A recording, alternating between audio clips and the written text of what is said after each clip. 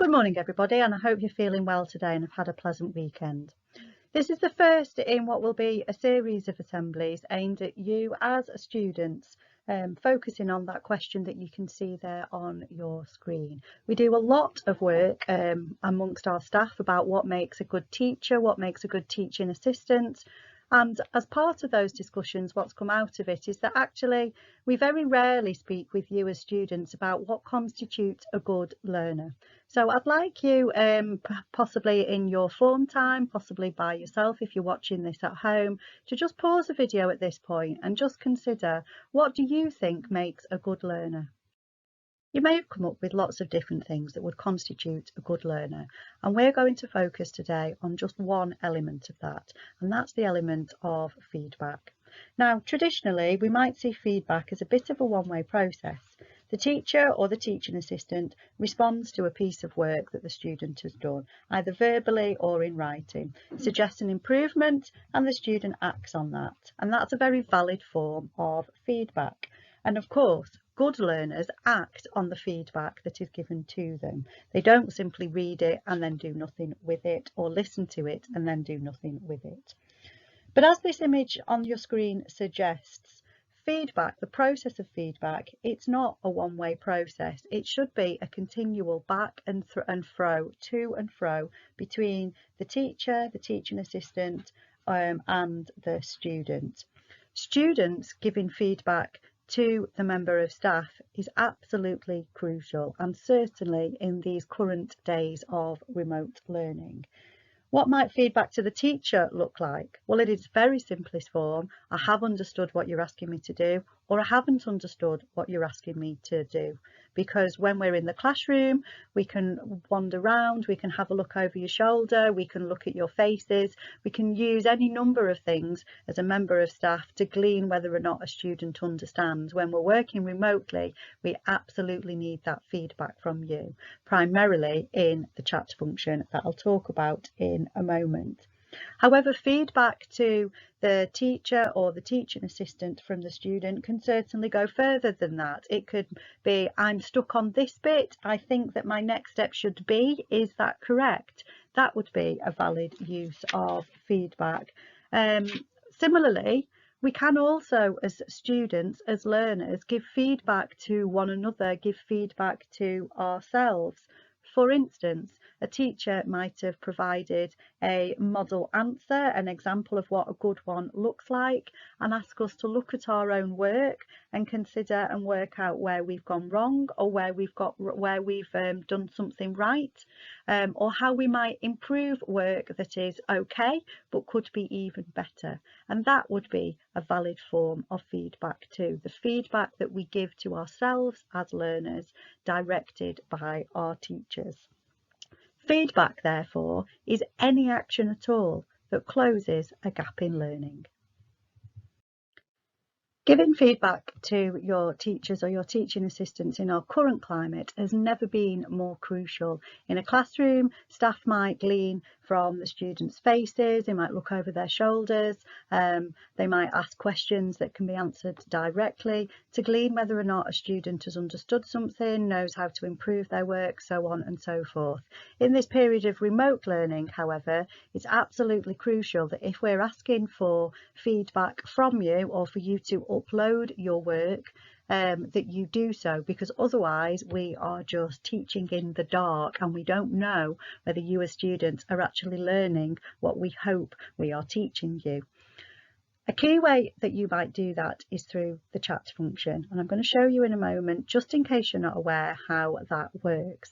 But before I do so, you might be aware of the fact that on Bromcom we have put in another area of concern, and that is failure to engage. Now that is a neutral concern. It has not got a negative point attached to it in the way, say, a warning has. And that is because there may be some genuine technical reasons why a student has not been able to upload work, to send work in, or simply to use the chat function. So there might be a genuine reason why a student hasn't engaged with the lesson. But equally, we are aware that there are a small minority of students who are logging onto Teams, and then that is the end of their commitment. Their mic's not on, they're not uploading any work, they're not sending any work in, they're not using the chat function to engage in any way, shape or form in the lesson. And so in that scenario as well, teaching staff will be using that failure to engage on Bromcom. And pastoral staff, therefore, will be able to look at the patterns that are arising and contact families to be able to try to rectify the situation. If there's a genuine technical issue, we need to try to work with families to resolve that. If there is an issue that the students are simply not engaging in the lesson whatsoever and are, to all intents and purposes, just pretending to be there, that will also have a hugely detrimental impact on your own learning and create those really big gaps between students who are acting like that and students who are engaging with their learning during that period of time. So please be aware we will be using that failure to engage concern on Bromcom to capture both of those types of scenarios so that we can work with families to rectify them. So as I said, one of the key things that students might be doing during the lesson is, of course, sending examples of work in. Some of you will start to use Class Notebook, you might be emailing, but using the chat function is the simplest way to engage in that dialogue and to give feedback to your teachers and to act on the feedback that they've given you and to be able to actively seek out information from them.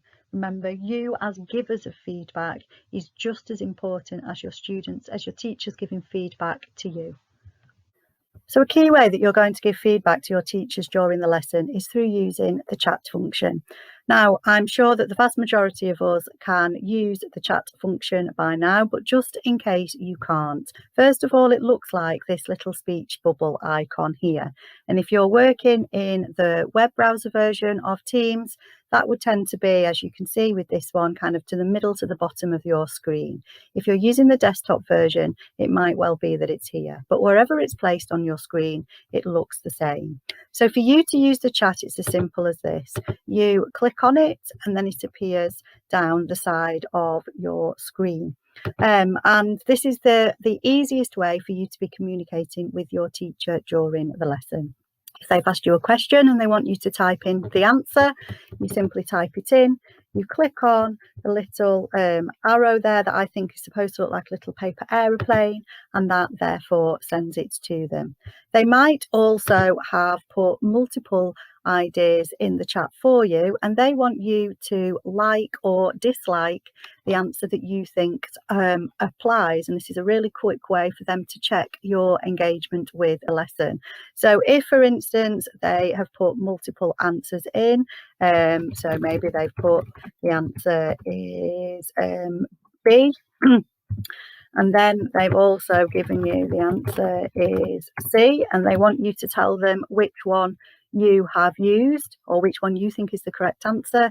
You could, of course, put your answer in there, but some staff are playing around with the idea of using the emojis to show. So if you hover over the answer and you click on whatever is what you think the right answer is, if they've asked you to use a thumbs up to show that that is your choice of your answer, then that's what you do. It might well be that they've asked you to put a different emoticon to indicate your answer, and that's what that would look like there. So using chat is a really important way of communicating with the teachers when you are at home, which is why we have said you only use the chat to communicate with your teacher. You don't use it socially because that interrupts the flow of the lesson. And another really important reason that you can be using chat is for you to be asking for help or you to be asking for the next step. So for instance, you might have finished all of the work. I have finished, what do I do next? Might be a perfectly valid thing to do.